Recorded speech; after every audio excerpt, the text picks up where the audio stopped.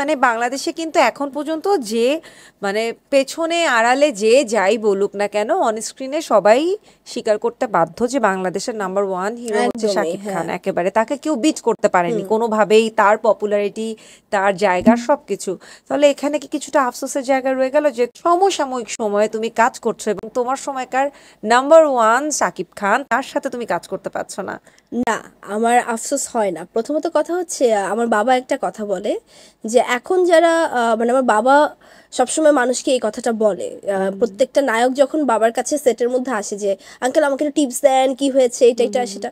তো বাবা একটা কথা বলে যে দেখো তোমরা এখন সাকিবকে দেখো যে সাকিব এইটা করছে, সাকিব ওইটা করছে, সাকিব এখন কোথায় উঠতেছে, সাকিব এখন কি দিয়ে কোথায় যাচ্ছে, তোমরা এখন এটা চিন্তা করো। বাট সাকিব যখন স্ট্রাগল করছে ওর এই এই জীবনটার জন্য, ও যখন জীবন দিয়ে অভিনয় করছে, ও যখন আসলে ওর স্ট্রাগল পিরিয়ডটা আমরা দেখে আসছি ওই সময়।